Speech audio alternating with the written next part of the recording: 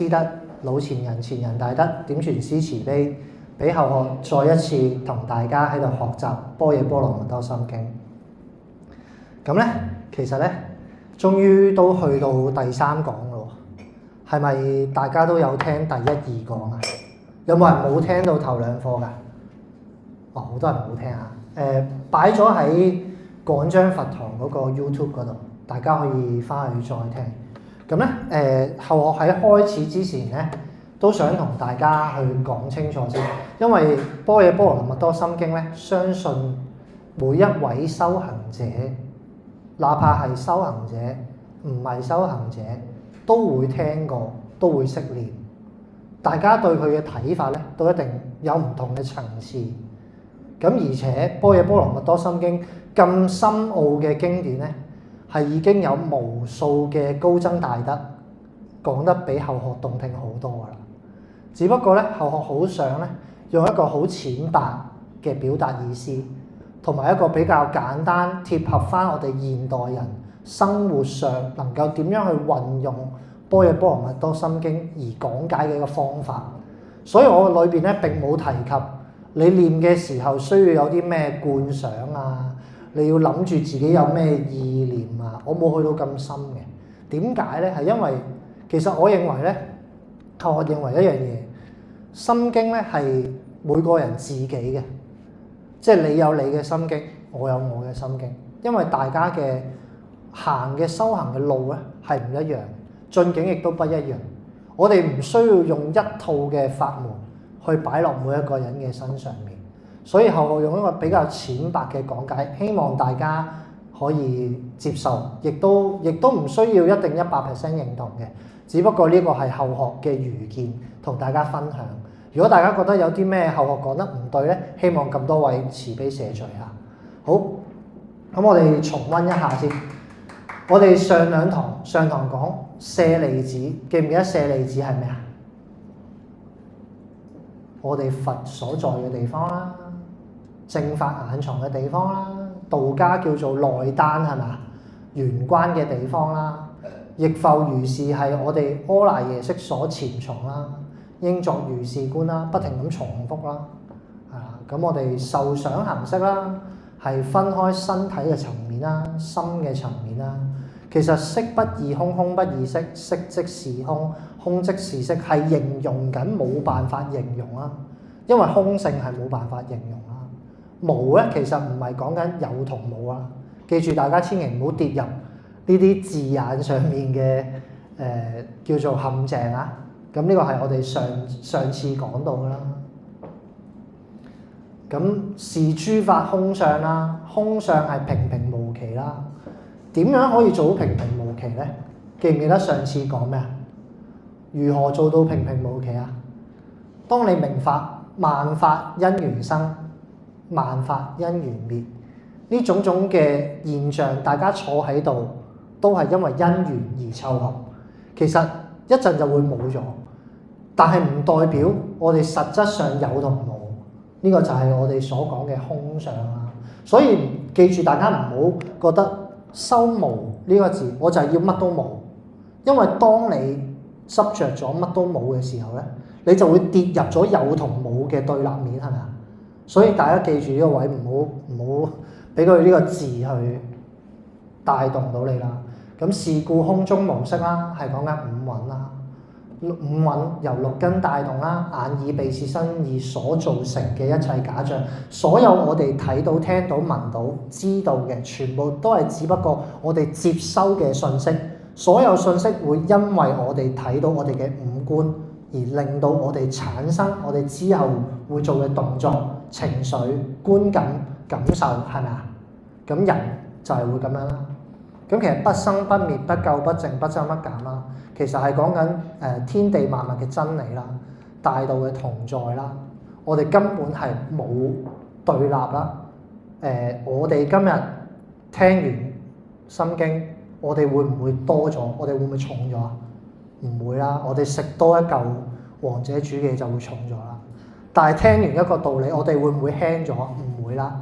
因為靈性本體，大家在座嘅咁多位同坐喺度嘅仙佛有冇唔一樣？係冇唔一樣。無論你識字唔識字，你嘅學識高與低，頭先阿羅壇主啦上嚟唱歌，唱到口都窒埋啦，係咪應該要俾啲鼓勵佢咧？所以記住，佛法本是無高低，重點嘅係你有冇堅持，有冇主動咁去做，而唔係代表你做得叻與唔叻，係冇呢樣嘢。千祈唔好落入咗形上。咁我哋亦都有講啦，六祖慧能講菩提本無樹，明鏡亦非台啦，本來無一物，何處惹塵埃啦。咁其實所有嘅嘢我哋收嚟收去，收咩咧？係放下啦，唔係你得到嘅嘢越嚟越多。啊，不如問下大家，你覺得而家嘅社會環境啦，係咪讀書比以前容易好多啊？上一代讀書係咪好難可以送到仔女去讀大學啊？又話去邊度國外進修啊？啊，不如問下大家，而家讀書方便咗，你覺得個社會有冇好咗啊？點解會冇好咗咧？有冇諗過呢個問題？因為其實咧，世界咧唔係你社會進步咧，就代表人格會進步。人性不停咁泯滅咧，其實係講緊我哋推動倫理道德嘅力量少咗。所以今日咧，後學好開心見到咁多人翻嚟護持我哋廣章佛堂。呢幾個月以嚟咧，相信今日係嘅人數係最多㗎啦，俾掌聲自己啦！知唔知你哋坐喺度聽課，先佛話咩啊？每次翻嚟上課聽課，先佛話會做啲咩啊？幫你燒200劫。只要你親自翻嚟上課聽課，200劫。其實有原因喎，有跡可尋。你過到嚟佛堂，你要唔要搭車啊？你搭車要唔要俾錢啊？你係咪已經行咗財師啊？你坐低，你有冇同任何一個道親傾過偈啊？有冇人冇講過嘢啊？嚟到佛堂冇啦，相信。你係咪已經行咗法師啊？咁你頭先食完嘢，自己有冇將啲碗筷抌落去垃圾袋啊？你係咪行咗無畏師啊？所以點解會燒200劫？你唔好聽先佛就咁講，哦，你哋嚟聽課我就已經燒你200劫，唔係先佛賜俾你㗎，係要你肯主動行過嚟。所以 apply to 六祖咧，六祖話何其自性本身不滅啦，何其自性本自具足，所有嘢都係你自己發生，你自己去行，先至會有你自己嘅結果。所以我哋喺佛堂咧，我哋成日教大家咧，無論講邊一個經典都好咧，我哋係唔係向外求，我哋係向內求。我哋係教大家點樣去種好自己嗰棵樹。但係六祖又話菩提本無樹，因為呢一棵樹本來你就有㗎嘛，你只不過你揾唔到佢喺邊，你唔知佢喺邊。有冇人未求到啊？唔知自己棵樹喺邊？冇啊，求晒到啦。但係有冇人未開法會啊？嚟緊有出聖班啊，珍惜啊！耶穌就話啦：我就是道啦，上帝與我同在啦。上次有講啦。咁無眼耳鼻舌身意無色聲香味觸法係講緊12處啦。咁就眼耳鼻舌身意根對翻色聲香味觸法，咁呢個總共係12啦。18界啦，就六根六塵六色啦。由眼界到無意識界啦，由頭去到尾啦。所以我哋講18界，其實無眼界乃至無意識界係一個總稱，18界嘅總會啦。上次講到無明亦無明盡啦，係講緊12因緣啦，過去、現在同未來啦。無苦集滅道係4聖諦啦。苦集滅道記唔記得？講完，問下啲講完先。阿齊壇主好似都係講完。咁記住啦，我哋4聖諦其實都係講緊暗示緊我哋係要有因果啦，有苦有集啦，集就係因啦，苦就係果啦。咁道就係因啦，滅就係果啦。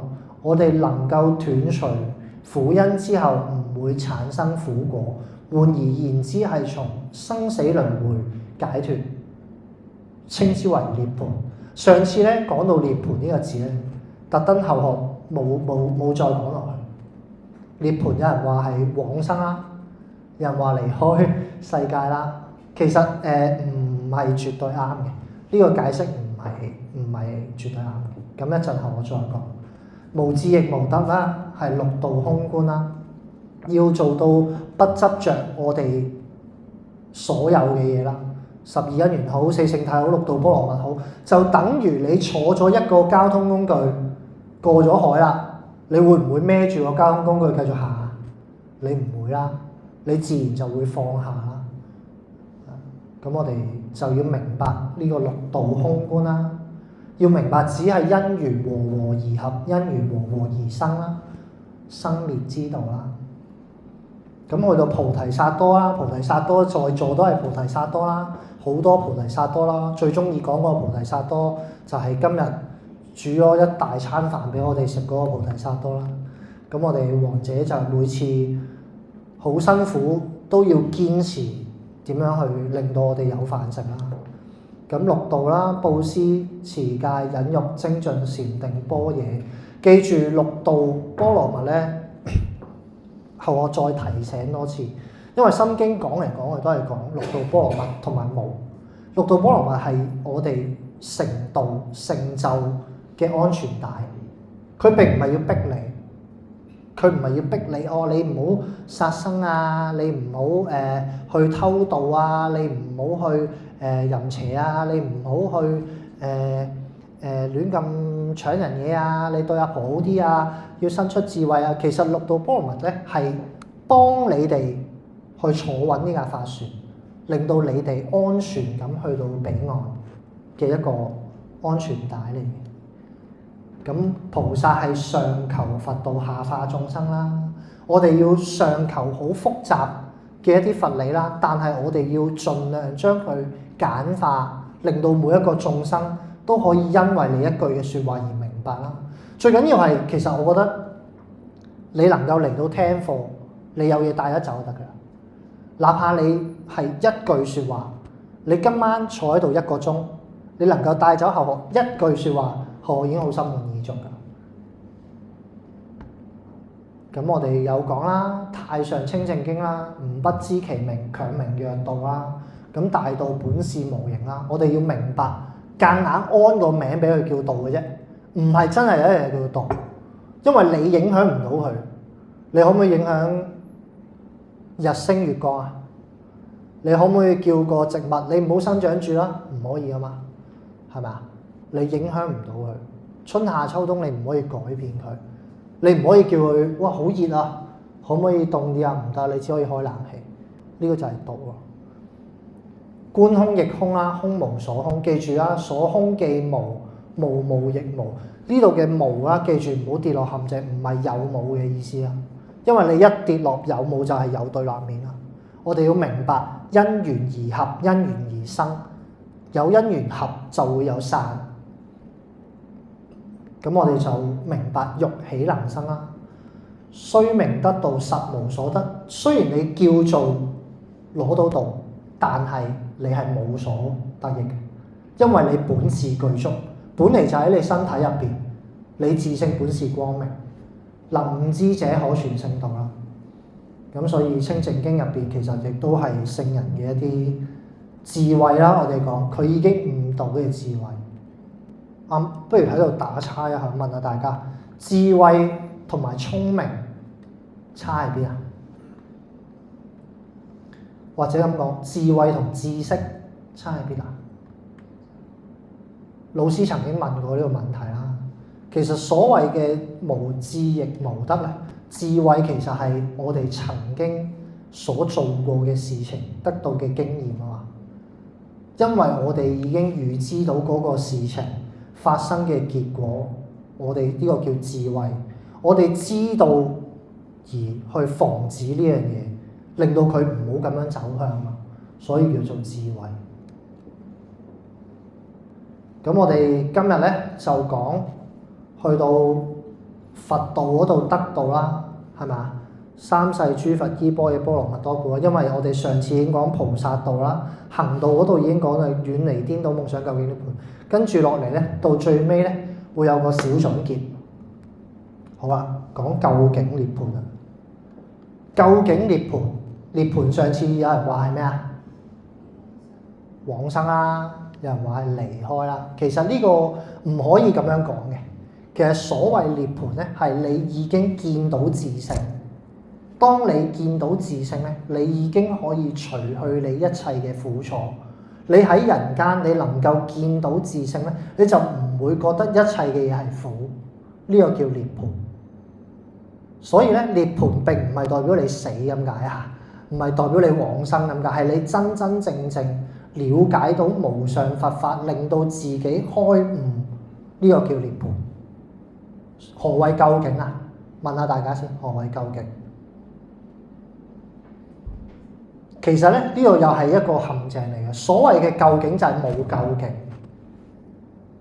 所謂嘅究竟就係你明白呢個世界本嚟就係循環不息。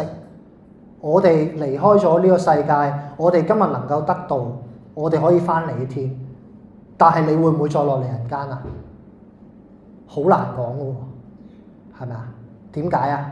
如果你喺你天望到你累世嘅父母，佢仲喺度輪迴緊，你會唔會發心來救佢啊？你會啦。你見到你嘅兄弟姊妹今世冇得到，佢輪迴咗幾世，佢仍然喺度迷迷惘惘，你會唔會來救？你會啦。所以呢個世界本來就係有生有滅，有高就一定有低，就好似特朗普同埋馬斯克本來好 friend 㗎，都可以突然間唔 friend 嘅喎，係咪啊？冇諗過啊嘛呢啲嘢。所以你既然明白有啲嘢係能夠有聚，就自然會有散。其實你明白有聚有散，呢個咪就係究竟咯。本來就係咁啊，所以唔好俾字眼去令到我哋歪曲啦。咁以下落嚟嘅相咧，因為後學做咗開始進入最後咧，全部都係以黑白色去表達啦。因為我哋已經模式，我哋唔好用顏色。咁咧，究竟係最終嘅意思啦。而喺我哋嘅中國文字偉大咧，我哋人加個一字係咩啊？仁德個道係咩啊？係大啦。所以好多仙佛臨壇開沙會問你哋長大未啊？你哋係咪真係做到一個大人啊？其實所講嘅大唔係你哋嘅年紀大與細啦，而係你哋係咪真係得到一啦？你有冇將呢個一好咁守好佢啦？大得一配天啊嘛！我哋如果能夠得到，然之後再將呢個一行出嚟，就等於配天。配天嘅意思即係隨住天嘅意思去做。我哋通常都做唔到啦，係嘛？如果義理同埋利益，你會揀咩啊？我哋通常都會選擇利益啦，因為我哋唔係聖人啦。但我哋要學習呢個精神啦。所以大得一配天嘅意思其實係你行道有時你會損害自己嘅利益，但係你損害自己嘅利益，你能唔能夠犧牲咧？能夠犧牲嘅先係天心啦，係。所以配天就係咁嘅意思啦。天心就係成就大家，地唔會因為你踩佢而嬲。天唔會因為你指罵佢而佢就唔落雨唔出陽光，係咪啊？呢個就係天德啦。天德一成夫啦，所以孔子叫做孔老夫子啦。所以佢係聖人啦，佢已經係體驗咗天心，再不停咁行。但係到最尾咧，一轉無咧係歸零。所以咧，我哋人常常要問自己：我哋可唔可以能屈能伸咧？我哋去到一個高點，我哋能夠有一個社會嘅地位，係咪真係我哋就係要保持住呢個地位，而唔可以翻去好似我哋細路仔嗰顆天心咁？細路仔俾媽媽爸爸打，佢會唔會嬲爸爸媽媽？唔會啦，會自己走過去同爸爸媽媽道歉啦。呢個係天心。所以到最尾咧，人離開咧，到最尾都係要翻去無極。落葉係歸根，呢個世界嘅道理如是。最近後學聽一個聽一個課堂幾搞笑。有人咧喺台灣得咗道之後咧，佢話：我明啦，點傳師肉體係假噶嘛，係咪啊？好啦，咁我就努力去導人啦。咁佢引寶師咧就成日同呢個道親咧聯繫，咁啊發現呢個道親咧晚晚都唔瞓覺。點解你唔瞓覺啊？問佢。咁呢個肉體係假噶嘛，我唔使瞓覺啦。我夜晚黑去導人咯。咁我有冇先問？夜晚黑凌晨邊有人導人㗎？有㗎，有人返夜班㗎嘛，有人返早班咁，夜晚咪可以得閒咯。或者有啲人係返夜晚㗎嘛，咁我咪可以凌晨聯絡佢咯。經歷咗一段好長嘅時間咧，發現咧呢個道親咧，佢再冇出現過喺佛堂。點解咧？原來入咗醫院。咁所以咧，大家要記住，係冇錯，呢個肉身係假體，係冇錯，係假嘅。但係你唔對呢個肉身咧去保養咧，你係做唔到道人㗎。所以道本是自然，你要瞓覺咧，你就係要瞓覺；你要休息就自然要休息。唔好夾硬逼到自己咧，好似去死過唔得啊！我非成道不可，我今日就唔瞓覺，我唔食嘢唔飲，唔係咁樣㗎。道是自然啊嘛，我哋要自然而然。道喺生活上面，喺生活上面行到道嘅味道，所以呢個先係究竟啦。涅槃啦，記住係最終能夠得成佛嘅境界啦。要揾翻自性，時時不離自性啦。以天心為己心，自然而然就可以與天相通。你見到個小朋友喺井口就係跌落去，你會唔會諗啊？你唔會諗啦，你衝過去啦。呢個就係天心啦。冇經過思考嘅，冇經過腦去思考，你自然會行出嚟，會去幫人，會去救人嘅。咁就孔子喺大學嗰度講啦，大學之道在明明德，在親民，在止於至善。知唔知止於至善點解？停止喺邊個位係至善啊？其實都係暗喻緊我哋嘅玄關啦，我哋靈性所在嘅地方啦，係停止喺嗰個至善嗰個位，你自然而然咧，而先止而後有定啊嘛，定而後能靜，靜而後能安，安而後能慮，慮而後能得。咁呢個其實好明顯，如果你唔係得到，你自然會有其他嘅睇法。但係後學今日唔係講有乜嘢睇法，而係講緊如果你跟住呢個功夫去行，你自然而然你就會見到你嘅菩提之性。所以孔子話吾道以一貫之啦。所謂一就係一之理啦，一就係天啦。好啦，咁我哋就講故知般若波羅蜜多咯。三世諸佛依般若波羅蜜多故啦，得阿耨多羅三藐三菩提。三世諸佛知唔知係咩啊？係過去、現在、種種、未來一切會成佛嘅，即係你哋都係有機會。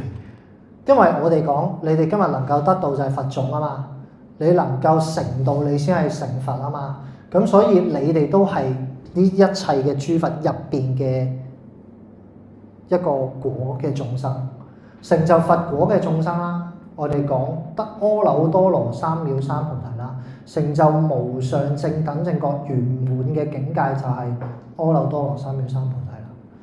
咁呢度咧特登咧後學擺最尾講，所謂嘅依般若波羅蜜多故，其實成部心經咧後學講過係文字大般若經入邊嘅總會啊嘛。總會其實講嚟講去咧，我哋最緊要咧係做到掃三心同非四相。如果我冇講呢樣嘢咧，其實我冇講我心經。所以掃三心嘅非四相嘅意思咧，亦都係話過去心不思啦，以前嘅嘢我唔會記住。大家做唔做到啊？淨係呢一 part。如果有人借咗你錢，借咗你200萬走咗佬，你會唔會記住啊？好難放下，即係已經好難去做到。過去嘅心不思，未來心不想。未來心不想，你怕唔怕？我哋下個月突然間會打仗啊？定係有天災啊？講緊個講到好犀利，7月係咪有天災啊？需唔需要去諗咧？其實諗嚟有冇用咧？大家有冇思索過？其實如果上天你嘅命數到啦，你嘅姻緣嚟到啦，你嘅果報嚟到啦，你有得走嘅咩？冇喎，係嘛？其實諗嚟做咩咧？所以未來心不想。咁既然過去未來都唔諗唔想啦，我哋而家呢一刻既來之係咪應該要則安之咧？所以佛祖又好，每一位聖賢先佛講嘅當下即是啊。而家呢一刻我哋做緊嘅係乜嘢？我哋今日喺度聽課，大家食完飯啦，嚟參與我哋廣彰佛堂嘅歸壇啦，為咗啲乜嘢咧？為咗聽乜嘢咧？你哋想攞啲乜嘢走？就係為咗掃三心非四相，飛開自己唔啱嘅。現代而言啦，舊屎已經沖走咗啦，你放下得未啊？你以前嘅嘢已經唔見晒㗎啦，到底你能夠放下未？我哋未來嘅計劃係咪一定要有計？做人係咪一定要有計劃啊？由細到大媽媽教係啊，要有計劃冇錯，但係計劃係咪一定要100% 編毫不差咁樣行？唔會啦，我哋唔係一定要如意啦，我哋可以就住嚟行啦。咁你又放下未咧？既然過去未來都唔需要啦，而家既來之則安之，就係現在心不存啦。四相係我相、人相、眾生相、壽者相啦。現代嘅人而言咧，同以前唔同，講緊係咩咧？就係你自己嘅情緒，你管理好未咧？其實咧，成日聽人講包容係嘛？其實咧，包容咧唔係夾硬忍嘅。如果你夾硬忍咧，你終有一日咧，你會缺堤，你會忍唔住。其實所謂真正嘅包容係去體諒對方，能夠將對方視為自己。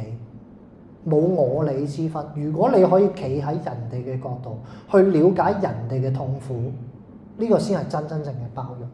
我哋修道辦道，其實講嚟講去修咩咧？唔係修能夠你理解到幾多人啊，而係你能夠點樣去令到人哋唔好咁苦啊！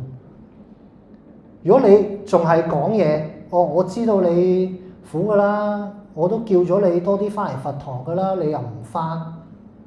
如果你用呢番言語，你認為對方會聽得舒服咩？如果對方係真係想翻嚟，佢能夠翻，你估佢唔想翻咩？而係你要明白，你點樣令到佢可以舒服，解決佢嘅痛苦之餘，令到佢可以親近到佛堂嘛。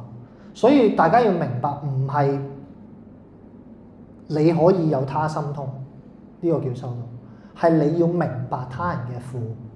呢個先至係真正嘅包容。如果你唔能夠理解對方，你係唔會包容到對方。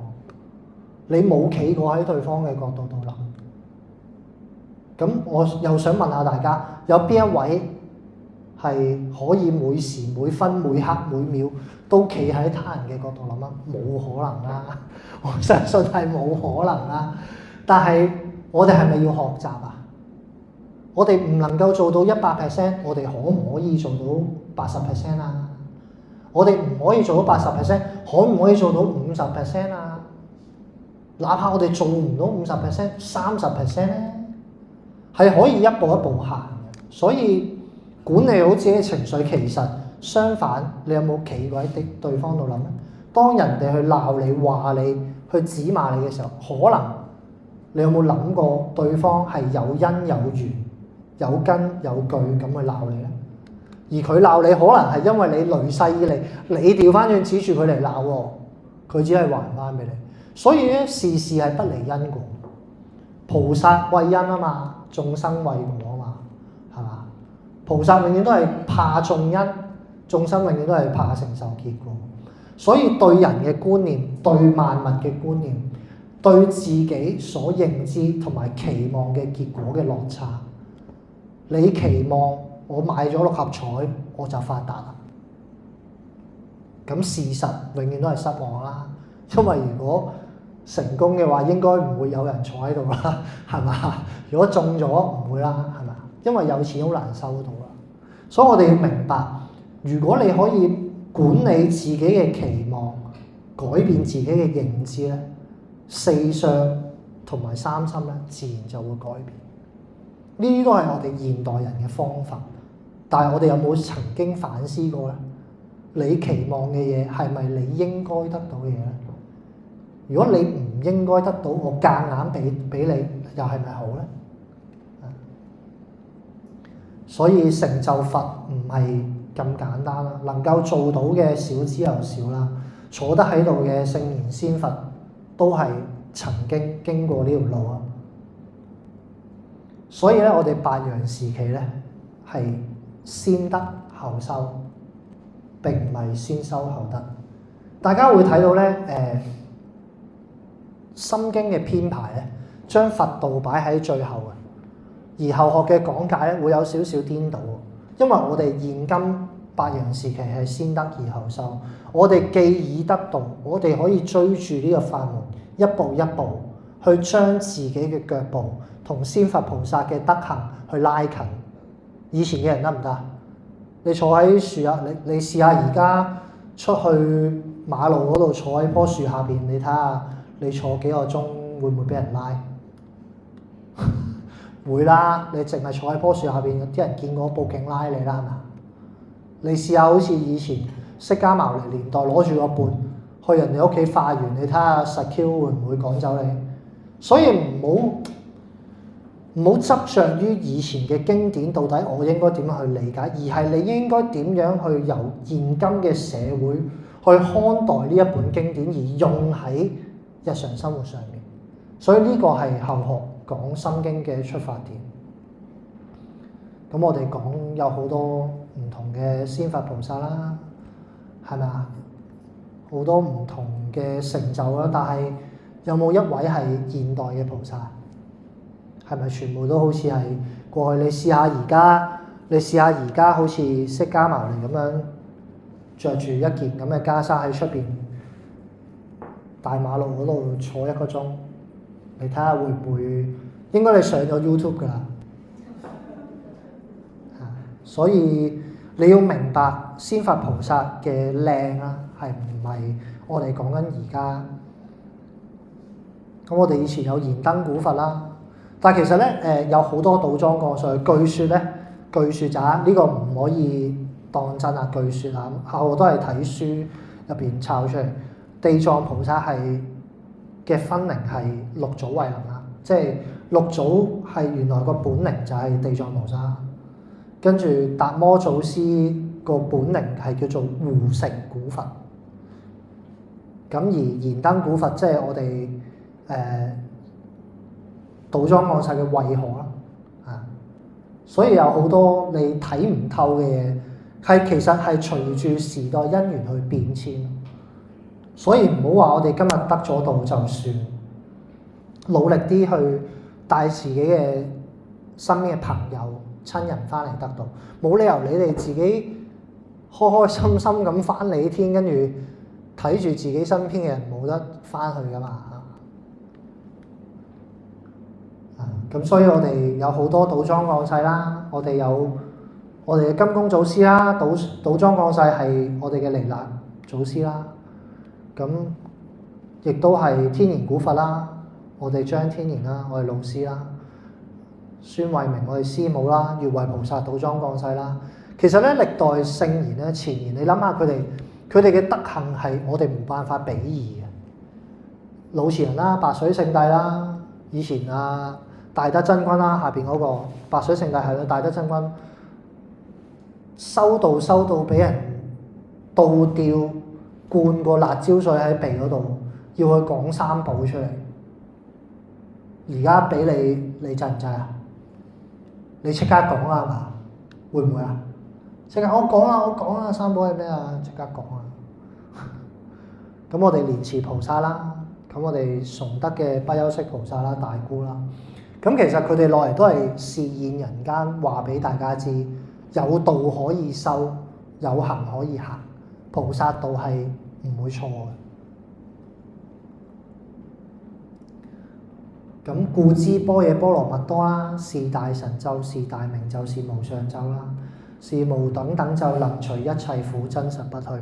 大神咒嘅意思咧係不可思議啊！大神嘅意思係不可思議，咒咧係可以同諸佛菩薩嘅願力去相通嘅一啲字眼，因為諸佛菩薩生前留低嘅，然之後我哋可以透過佢哋生前留低嘅呢一啲經典經咒去通佢哋嘅願力，所以先會有用。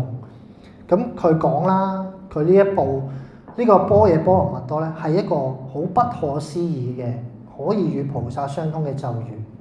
無上咒咧係至尊至聖嘅咒，與自性相通，佢可以明心見性嘅。大明咒啦係大智慧啦，我哋會明白諸佛菩薩嘅智慧啦。無等等咒啦，冇辦法形容，冇辦法相比，與自身唯一可以相通。其實所謂嘅自身就係自性佛啦，揾到我哋嘅自性啦。所以其實呢一度係讚歎緊，係讚歎緊呢一部心經。到底佢係咩咧？佢係一個好不可思議、好至尊至聖、好大智慧，冇辦法形容、冇辦法相比嘅咒。佢係真實不虛啦，佢絕對唔係虛妄。如果佢係虛妄，佢唔能夠流傳到今日啦，係咪啊？從幾時開始流傳啊？好幾千年前啦，好啦，到最尾就係故說般若波羅蜜多咒，即說咒曰：迦爹迦爹巴拉迦爹巴拉薩迦爹菩提薩婆訶。咁有人會好堅持最尾呢個讀音啦。咁其實唔係一定要有固定嘅讀音嘅，而係萬法唯心，你用心去念，係你嘅心念成就呢一樣嘢啦。咁其實迦爹迦爹就係快啲去，快啲去，快啲過去。巴拉迦爹就係你一齊，我哋一齊去到彼岸。巴拉迦爹就係快啲去彼岸。菩提薩婆訶就係成就菩提嘅佛道啦。其實就好似咒語咁，即係大家一定要努力啊，加油啊！咁其實現代就係我而家同大家講咯，加油啊，加油啊，努力啊，多啲翻嚟聽課啊，多啲翻嚟護持佛陀，其實就係咒語啦。所以係鼓勵大家嘅説話，大家快啲翻嚟。所以特登揾個 Harry Potter。咁我嚟個簡單嘅結論啦。其實260字嘅心經咧，般若波羅蜜多咧出現咗5次。佢喺265個字入邊，260個字入邊咧佔咗30個字。佢係有超過10%。係11.5%，即係佢係多過1/10喎。無字咧出現咗18次，有18個無字，咁有6.9%。所以我哋嚟探討下，到底係想講咩咧？咁跟住就係受想行識啦，一切苦同埋識。總論就係總共咧喺30個字入邊咧，我哋要明白修行咧係有進境嘅，我哋有次序嘅，我哋唔可以一次過就叫你，不如你今日就住喺佛堂啦，由今日開始你就斷六親，你喺佛堂每日獻早香，跟唔可以咁樣，冇可能嘅。我哋修行咧要循住自己，好似我頭先講，要自然而然嘅，你要習慣嘅，你要自發嘅，你唔可以有人逼你嘅。逼係逼唔到嘅，叫係叫唔到嘅，你要自己行出嚟嘅，所以呢個叫修行啊。咁文字般若去，首先從文字去了解四聖諦、12因緣、六度到底講咩先嚇？你連字你都唔識解，你連本身心經嗰個字佢點解你都未知，係好難繼續落去嘅。咁我然之後咧，觀照般若啦，我哋明白咗呢個智慧咧。然之後我哋就真正我哋去睇下啦，到底經入邊講嘅嘢，佢係咪真嘅咧？喂，會唔會係假㗎？會唔會講完出嚟唔啱㗎？到底呢四聖諦、12因緣、六度係咪真㗎？人生係咪真係得8苦㗎？係咪冇10苦㗎？我哋有冇去證實過啊？我哋要靠自己嘅。因為修道如人飲水，冷暖自知啦。你杯水係凍係熱，你自己知，唔係我飲。你飲完杯水，我唔會解渴咗。我飲杯水唔會你因為咁而少咗水飲噶嘛。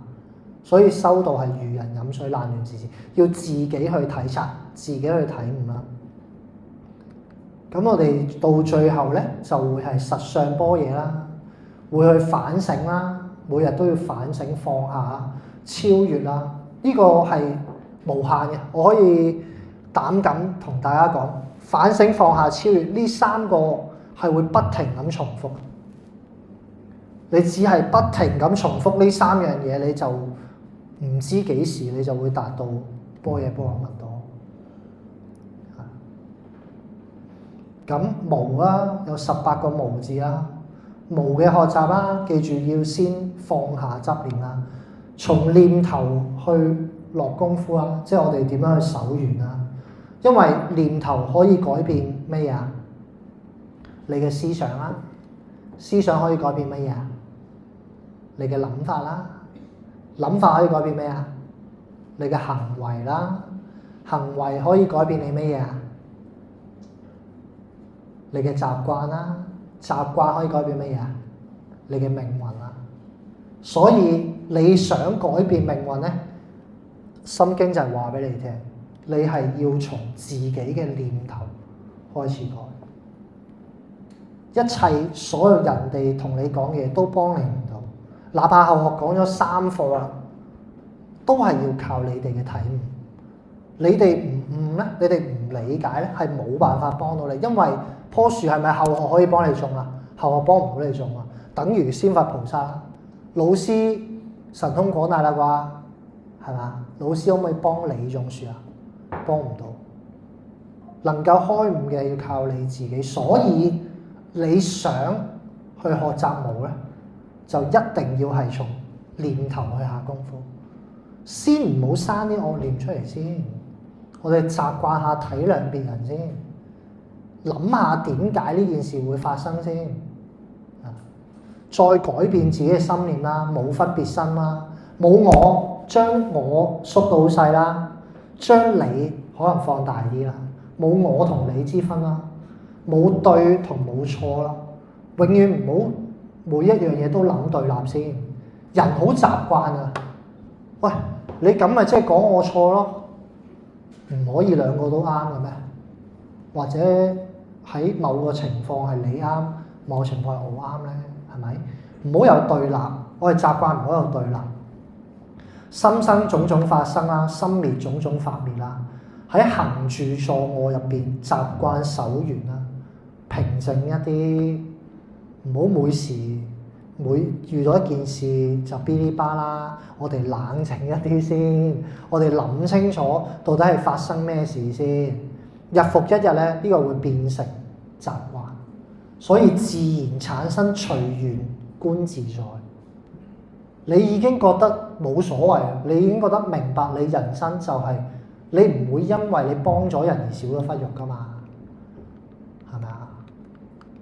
我哋隨緣一啲，但係記住真正嘅隨緣咧，唔係消極，唔係放撇，特登用放撇，諗咗好耐個撇字點寫，寫唔到，跟住亦都唔係隨便啦。真正嘅隨緣咧係積極咁去做，但係唔計較。我哋做咗出嚟，對方收唔收到唔知，但係做唔做做。好似我咁好用力咁講咗3次心經，三堂，效果有冇唔知，但係你問我做唔做，繼續。講得好唔好唔知，但係繼續。隨緣積極嘅，多謝。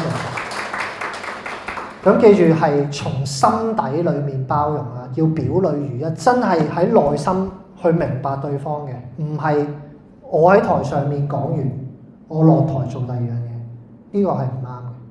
即係我台上叫大家，大家隨緣一啲啦，唔好咁執着啦，跟住台下一發生嘢就追住嗰人嚟鬧，唔係咁樣，咁係唔啱嘅。要表裏如一，要喺心底入邊明白，咁咧自然可以以天心代替人心。我頭先有提，以天心代替人心其實好簡單嘅。我哋嘗試下唔好第一下諗利益，我哋嘗試下第一下諗付出，好簡單嘅一個例子就已經可以講破。你好趕時間，俾人撳開咗你架 lift，你好難得先有架 lift，好逼㗎啦已經，突然間有人打開架 lift，你會諗咩啊？唉，點？但係你有冇諗過對方？你可能避一避，佢就可以早一架 lift 落去咧。嘗試下喺日常生活啲好少嘅事，去用天心代替人心，行多一步去嘗試下幫人，助人一臂係好開心嘅。有冇諗過其實付出比得到更加開心咧？所以所謂嘅修行咧，唔係我哋要得到啲咩，我哋唔好諗住我哋要得到啲咩，我哋係諗我哋放下咗幾多。你今日嚟聽完，你可以放下多一點就得啦，哪怕係一點。咁呢個就係天心代替人心，唔好記住啦，千祈唔好跌入有與冇嘅陷阱之中。冇嘅真正嘅正解咧，唔係有冇呢個杯，而係佢今日會喺度，佢一陣就唔會喺度。咁佢其實係唔喺度咧，你唔需要執着佢。呢個係空性。所謂嘅空性咧，唔係我唔要啊，我乜都唔要，唔係咁樣，而係你不執着，但係你好積極。咁呢一個係一個態度，希望大家聽得明白啦。咁般若波羅蜜多心經嘅講解就去到呢度啦。咁後我再重複多次啦。咁我唔係啲乜嘢聖賢大德，亦都唔係啲乜嘢好有經驗嘅講者啦。我只係將心經用後學嘅愚見見解重新演繹一次，希望大家聽得開心，亦都可以從中學到一啲喺日常生活能夠用到嘅心經啦。咁咧，除咗心經完結之外咧，都希望喺度做個意見調查，睇下大家下一步嘅經典，大家有冇話想聽咩經典咧？有冇人有意見啊？